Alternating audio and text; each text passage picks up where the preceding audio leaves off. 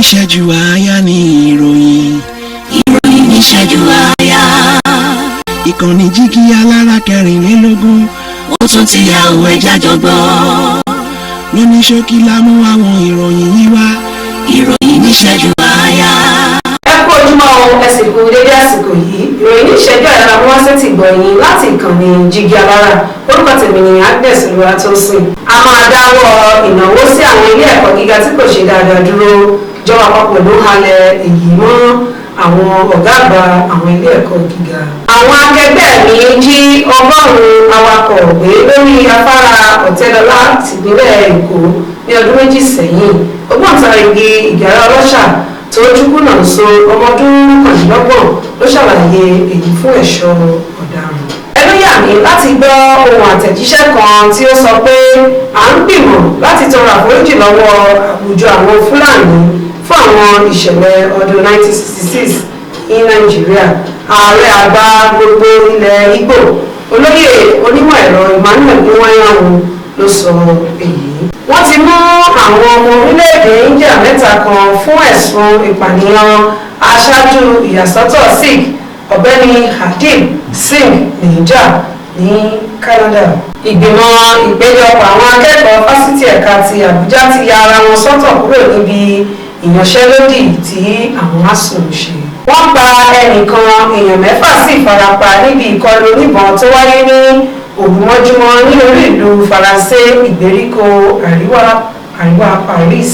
Reader's Digest ẹ̀dà ti orílẹ̀-èdè United Kingdom ti gbé iléeṣẹ́ wọn ti pa lẹ́yìn ọdún 96 tí wọ́n ti ń ṣiṣẹ́. arákùnrin ọmọ orílẹ̀-èdè Nàìjíríà kan ti ṣètò ẹ̀bùn owó tó tó $2,000 fún ẹnikẹ́ni tí ó bá ṣọ̀nà bí wọ́n ó ṣe mú ọkùnrin tí ó lù ú ní jìbìtì owó tó lé ní 42 million naira.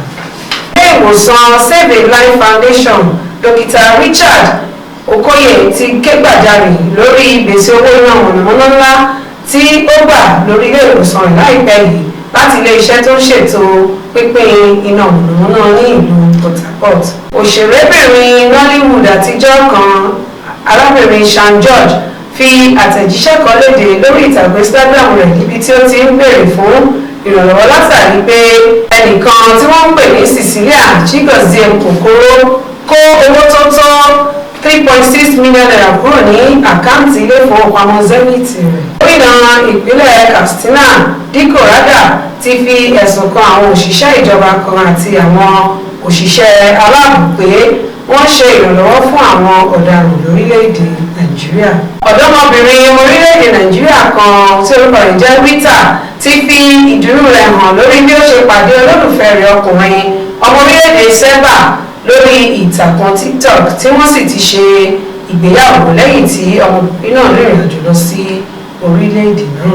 ẹnikẹ́ni tó bá ṣe owó náírà ní ìṣekúṣe yóò fojú winá òfin. mínísítà ètò ìròyìn ló sọ èyí. ìjọba orílẹ̀-èdè Nàìjíríà ti sọ̀rọ̀ lórí ikú ọmọdékùnrin ọmọ ọdún 14 Daniel Anjorin tí ọkùnrin kan gbópa lágbègbè Hainaut ní ìlú London. níṣe ni ẹnu ya ọ̀pọ̀lọpọ̀ ènìyàn nígbà tí ìròyìn gbòde pé àwọn àgbà òṣèré tíátà méjì Yínká Quadri àti Taiwo Hassan tí ọ̀pọ̀ èèyàn mọ̀ sí Ògògó ti parí ìjà lẹ́yìn tí àjọbìnrin bá wọn dá sí i. àwọn agbébọn ti pa Malam Kabiru Muhammed tí ń ṣe olórí abúlé Mákè ní wọ́ọ̀dù Damisa ìjọba ìbílẹ̀ Makafi ní ìpínlẹ̀ Kaduna. àwọn agbẹjọ́rò aṣáájú agbègbè àríwá kan lọ́jọ́ Ẹtì ṣe ìkìlọ̀ sí ààrẹ orílẹ̀-èdè Nàìjíríà láti má ṣe jẹ́ kí orílẹ̀-èdè Amẹ́ríkà àti àwọn ìjọba Faransé kó àwọn ibùdó ológun kúrò ní Sahel wá sí orílẹ̀-èdè Nàìjíríà. alága ẹgbẹ́ àwọn agbẹjọ́rò àgbà fún orílẹ̀-èdè Nàìjíríà Paul Usoro ti ṣàròyé bí wọ́n ṣe pàdánù adájọ́ ilé-ẹjọ́ kòtẹ́milọ́rùn kan arábìnrin Teresa Ngolika Ọjì Àbándúà. iléeṣẹ́ Ukraine kan tí wọ́n mọ̀ sí EDS ń ṣe àwọn ètò láti dókòwò sí ẹ̀ka ohun àmúṣagbára láti mú ìpèsè iná mọ̀nàmọ́ná dára sí i lórílẹ̀‐èdè Nàìjíríà. olùdarí ilé-iṣẹ́ náà ló sọ èyí. ìjọba àpapọ̀ ti sọ pé àwọn yóò yọ àwọn ènìyàn kúrò nínú àwọn àjọ iléeṣẹ́ ìjọba àti taládàáni tí wọ́n ń ṣiṣẹ́ pẹ̀lú ayédèrú ìwé-ẹ̀rí. ìròyìn fún ìṣẹ́jú àyàtọ̀ náà ní jù báyìí lọ. lẹ́ẹ̀kan sí orúkọ tèmi ní Agnes Olúwatósìn láti ìkànnì Jígí Alára. ní ìṣẹ́jú àáyá ní ìròyìn. ìròyìn ní ìṣẹ́jú àáyá. ìkànnì Jígí Alára 24. ó tún ti yá òwe jájọgbọ́. lóní ṣókí la mú àwọn ìròyìn yìí wá. ìròyìn ní ìṣẹ́jú àáyá.